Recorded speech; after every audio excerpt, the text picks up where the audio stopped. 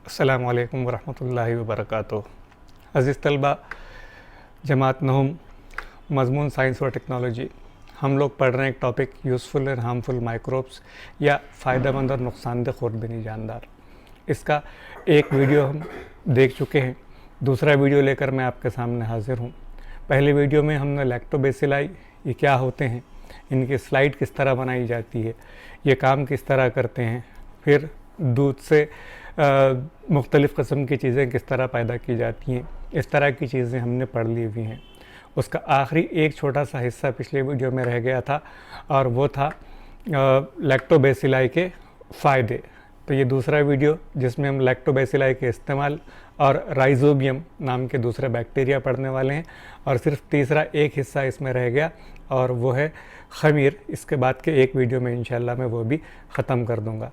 आप गुजारिश है कि हेडफोन का इस्तेमाल करें और जो है तो वीडियो को अच्छी क्वालिटी में देखें और पॉइंट्स को जहन नशीन करने की कोशिश करें। चलते हैं। आपको जो बुक दी हुई है उस बुक में लैक्टोबैसिलस के 5 इस्तेमाल दिए हुए हैं। वो पाँचों के पाँचों इस्तेमाल हम एक एक के बाद यहाँ पर देखेंगे। आपको पहला स्क्रीन नज़र आ रहा है, समझिए यहाँ पर कि दूध की तख़मीर के ज़रिए दही या छाछ, घी, श्रीखंड वगैरह बनाए जाते हैं और ये बनाने के लिए भी लैक्टोबैसिलस का इस्तेमाल किया करते हैं।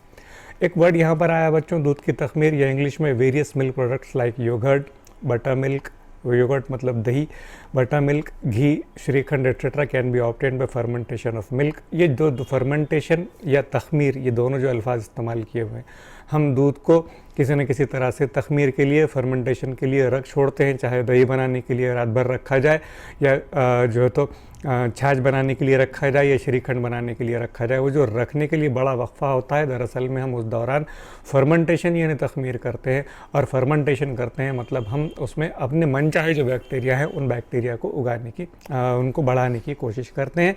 तो योगर्ट या फिर श्रीखंड या छाछ, इस तरह की चीज़ें जो है तो लैक्टोबैसिलाई की मदद से पैदा की जा सकती हैं।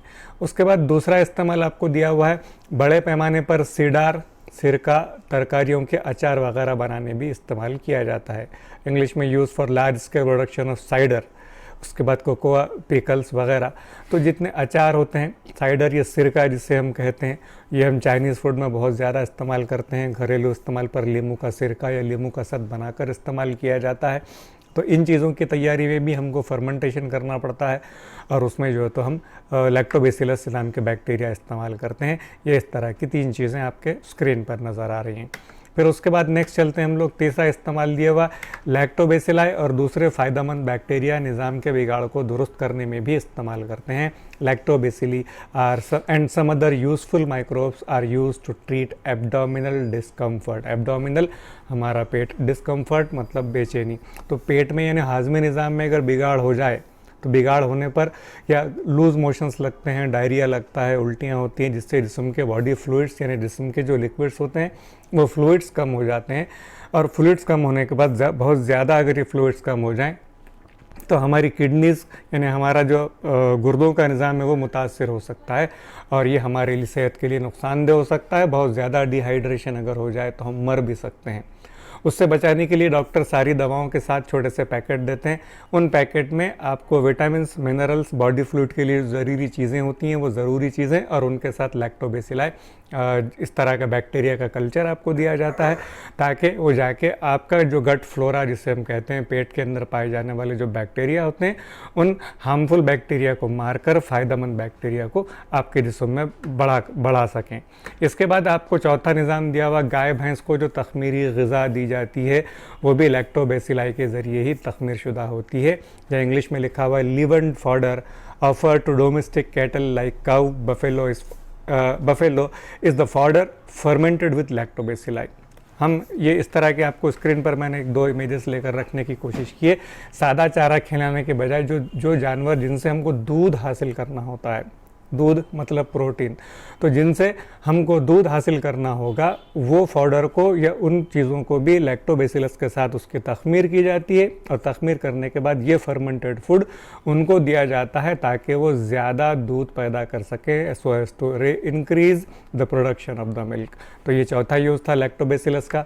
उसके बाद जो 5वां यूज़ आपको दिया हुआ है, शराब और पाव बनाने के लिए। शराब मतलब वाइन्स, चाहे वो देसी वाली घटिया शराब हो या फिर पुरानी अगर महंगी वाली जो वाइन्स होते हैं, इनको बनाने के लिए भी हम चीज़ों को सड़ाते हैं। आम ज़बान में मैं सड़ाते हैं कह रहा हूँ, इसको हम साइंटिफिकली तख़मीर का अमल कहते हैं।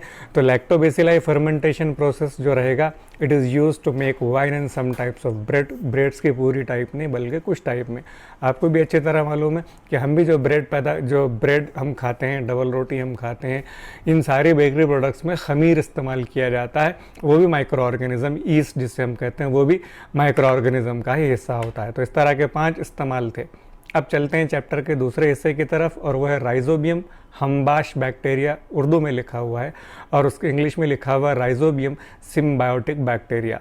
मतलब राइजोबियम बैक्टीरिया का नाम है, इनको हम हम्बाश बैक्टीरिया उर्दू में या सिम्बायोटिक बैक्टीरिया इंग्लिश में हम कहते हैं। क्यों कहते हैं उसका एक्सप्लेनेशन आपको यहाँ पर आएगा कि हम्बाशी या सिम्बायोसिस का मतलब क्या होगा। सिम्बायोसिस काफ़ी सुना हुआ वर्ड है आपने। समझिए, अगर आपको राइजोबियम बैक्टीरिया की स्लाइड बनानी हो तो उसके लिए एक तरीक़ा दिया हुआ है आपको बुक में कि इस तरह किसी भी फलीदार पौधा, लेग्यूमिनस प्लांट, तो फलीदार पौधे की जड़ें लीजिए। आपको यहाँ पर इस तरह की गांठें नज़र आ रही हैं, इसको रूट नोड्यूल्स कहते हैं हम लोग इसको इंग्लिश में। उर्दू में जड़ों की गांठें या जड़ गांठें कहा जाता है। तो जड़ गांठें जो है तो आपको फलीदार पौधे में ज़्यादा नज़र आती हैं। आप कोई भी इवन जंगली पौधा भी अगर फली जिसमें लगती है उसको निकाल कर देखिए तो आपको उसके जड़ में इस तरह की गांठें नज़र आएंगी। तो आपको वो गांठें लेना है। गांठें लेकर उस पर हाइड्रोजन पेरोक्साइड लीजिए, पेरोक्साइड जो तो उसको ऊपर गुजारिए ताकि दूसरे जो जरासीम है वो जरासीम मर जाएं। हम उसको जरासीम मारने के लिए, स्टरलाइज करने के लिए इस्तेमाल करते हैं हाइड्रोजन पेरोक्साइड। उसके बाद फिर बोला हुआ आपको कि 70% इथाइल अल्कोहल में 4 से 5 मिनट के लिए डुबो कर रखिए। ये उसकी प्रोसेस है। ये बन गई। समझिए, अगर आपने कल्चर बना लिया, उसको स्लाइड लिया और स्लाइड लेकर उसके ऊपर कवर स्लिप लगाकर अगर आपने उसको माइक्रोस्कोप लगाकर रख दिया तो जो फिगर दिखेगी आपको वो फिगर रहेगी कुछ इस तरह की। मैंने इंग्लिश मीडियम की फ़िगर रखी हुई, उर्दू मीडियम की बुक की फ़िगर भी मैं भी डिस्प्ले करता हूँ। इस फिगर में आप देखेंगे कि ये बैक्टीरियोइड लिखा हुआ यहाँ पर, या बैक्टीरियोइड यहाँ पर भी लिखा हुआ है, बैक्टीरियोइड यहाँ पर भी लिखा हुआ है। तो ये जड़ की उसकी जो तो वर्टिकल सेक्शन है, ट्रांसफ़र सेक्शन है उसका, और उस सेक्शन को अगर माइक्रोस्कोप पर लगा कर देखते हैं तो वो आपको इस तरह से नज़र आएगा। और ये इन्फेक्टेड बैक्टीरिया इस तरह का एक हिस्सा यहाँ पर आपको नज़र आ रहा है।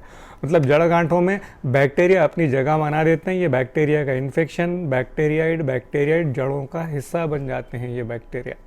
कौन से बैक्टीरिया की बात चल रही, ये यहाँ पर आपको स्क्रीन पर नज़र आ रहा है, राइजोबियम या इंग्लिश में राइजोबियम। और सिम्बायोटिक बैक्टीरिया क्यों कहते हैं हम ये पढ़ें तो हम सोयाबीन की जड़ गांठें देख रहे हैं।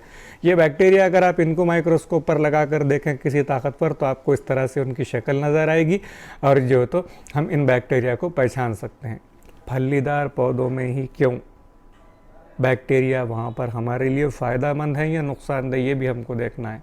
हम पहले वीडियो में देख कर आ रहे हैं, जो हमारे फ़ायदे का काम करते हैं वो हमारे लिए फ़ायदेमंद यानी यूज़फुल बैक्टीरिया कहलाते हैं, और जो हमारे लिए नुकसान का काम करते हैं उनको हम नुकसानदेह बैक्टीरिया हम उसको कहते हैं। तो ये क्या करते हैं, चलिए देखते हैं इनका काम क्या है। कि जड़ गांठों में रहने वाले राइजोबियम पौधों को नाइट्रेट और नाइट्राइट और अमाइनो एसिड मुहैया करते हैं और बदले में पौधे से कार्बोहाइड्रेट की शक्ल में तवानाई हासिल करते हैं। उर्दू मीडियम के डिस्क्रिप्शन, इंग्लिश मीडियम में लिखा हुआ है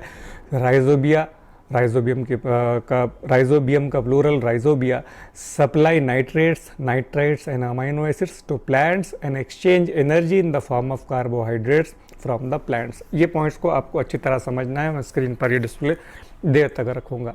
एक वर्ड होता है नाइट्रोजन फिक्सेशन। आपको मालूम है हवा में सबसे ज़्यादा गैस कौन सी पाई जाती है, नाइट्रोजन। कितने परसेंट, 78%। उसके बाद 20% ऑक्सीजन, 78 और ये 20% ऑक्सीजन जिसको हम सांस लेने के लिए इस्तेमाल करते हैं, ये हमारी ज़िंदगी का सबूत है। ऑक्सीजन ख़त्म, हम ख़त्म। तो ये जो नाइट्रोजन है 78% हवा में इतनी बड़ी मकदार में पाई जाने वाली, हमारे तो गैसी शक्ल में अगर हम सांस लें तो हमारे अंदर एब्जॉर्ब भी नहीं होती, किसी काम की नहीं। पौधों के बारे में आप फोटोसिंथेसिस ये वो पढ़ कर आ रहे हैं कि वो हवा से कार्बन डाइऑक्साइड गैस को एब्जॉर्ब करते हैं और ऑक्सीजन गैस को छोड़ते हैं। नाइट्रोजन का वहाँ पर भी जिक्र नहीं है।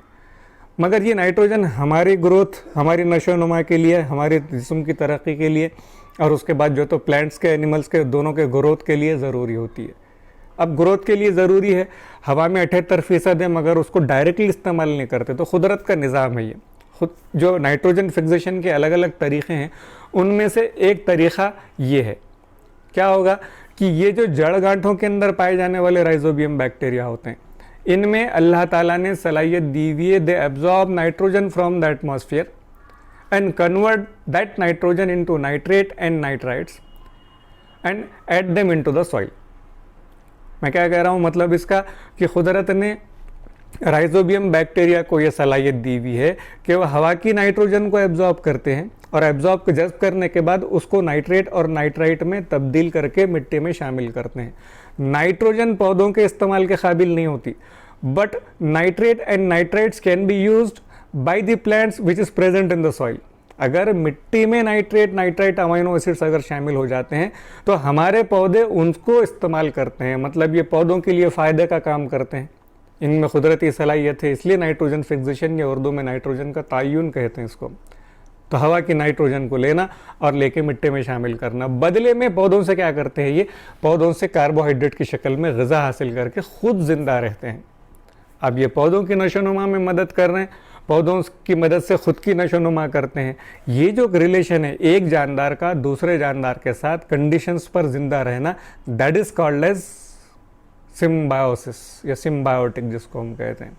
आप एक दूसरे पर डिपेंड रहते हैं और इस तरह इनका अगर बाहमी ताल्लुक़ है, म्यूचुअल को रिलेशन अगर उनका है तो वो को रिलेशन कहलाएगा उनका सिम्बायोसिस, या उर्दू में इसे हम हमबाशी कहते हैं। तो इसीलिए राइजोबियम को हमबाश बैक्टीरिया कहते हैं। आपको अगर सवाल आ जाए कि why rhizobium are called as symbiotic bacteria या उर्दू में राइजोबियम को हमबाश बैक्टीरिया क्यों कहते हैं, तो आपको यही जवाब लिखना पड़ेगा कि ये पौधों के लिए नाइट्रोजन को नाइट्रेट नाइट्राइट में तब्दील करके पौधों के इस्तेमाल के काबिल रखते हैं और उसके बाद ये ख़ुद पौधों से ग़िज़ा हासिल करते हैं। मतलब ये और पौधे दोनों के बीच एक बाहमी ताल्लुक़ है। ये ताल्लुक़ जो है तो हमबाशी या सिम्बायोसिस कहलाता है।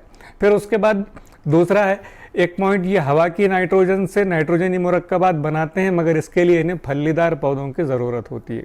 नाइट्रोजन फिक्सेशन करते हैं वो, मगर उनके लिए जड़ों में जगह, बैक्टीरियोइड्स की जो जगह थी वो होना ज़रूरी है और वो सिर्फ फलीदार पौधों के रूट नोड्यूल्स या जड़ गांठों में ही पाई जाएगी। और यही वजह है कि पौधे ज़्यादा प्रोटीन एब्जॉर्ब करते हैं और ज़्यादा प्रोटीन एब्जॉर्ब करने की वजह से जितनी फली वाली चीज़ें हैं, जितने घी डालडे अगर समझिए एनिमल से छोड़ दिया आपने तो तेल निकलने वाले, तेल कहाँ से हासिल होता है, मीठा तेल सोयाबीन से, पाम सीड्स से, मूंगफली के बीजों से, करड़ी के तेल से, नारियल से, जितनी भी चीज़ें हैं जिनसे हम तेल या चिकनाई हासिल करते हैं वो सब के सब फलियों के बीजों से बनती हैं। मतलब हम प्रोटीन हासिल करते हैं लेग्यूमिनस प्लांट्स से, यानी फलीदार पौधों से। और ये प्रोटीन उनमें ज़्यादा क्यों होता है का रीज़न उनके अंदर राइजोबियम बैक्टीरिया नाइट्रोजन फिक्सेशन या नाइट्रोजन का तायुन करने का काम करते हैं। इसलिए हम जो तो फलीदार पौधों से ज़्यादा प्रोटीन हासिल कर सकते हैं। फिर दूसरा, आफ्टर हार्वेस्टिंग अ लेग्यूमिनस क्रॉप, यानी अगर आप समझिए कि फलीदार पौधों का काम हो, आपने फली लगाए, तुअर की फलियाँ, मूंगफली के दरख्त आपने लगाए, उनका काम हो गया, तो आपको क्या करना चाहिए, आखिर में उनकी जड़ें निकाल कर अलग कर दीजिए। जब उनका काम हो गया, फली निकाल दिया आपने, इस्तेमाल ख़त्म हो गया, तो जड़ें निकाल दीजिए और उनको मिट्टी में मिलाकर जो तो वापस अगर खेत में दबा दिया जाए तो ये जो बैक्टीरिया हैं इनकी वजह से जो मिट्टी में नाइट्रोजन का तनासुब बढ़ता है, ये आइंदा आने वाली नस्ल के लिए भी फ़ायदेमंद होगा। यहाँ पे लिखा हुआ इंग्लिश में कि आर डिलिबरेटली डम्ड, जानबूझकर इनको अगर हम तदफीन करते हैं इन फार्म सॉइल, यानी खेतों की मिट्टी के अंदर, to maintain its bacterial population, मतलब हम बैक्टीरिया की आबादी को बरकरार रखने का काम कर सकते हैं इनकी जड़ों की मदद से। चलिए, उसके बाद दूसरा है कि राइजोबियम, अगर समझिए कि आप इस तरह से राइजोबियम कल्चर या राइजोबियम की जड़ गांठें फसलों में इस्तेमाल करते हैं तो आइंदा आने वाली नस्ल के लिए फ़ायदेमंद होगा।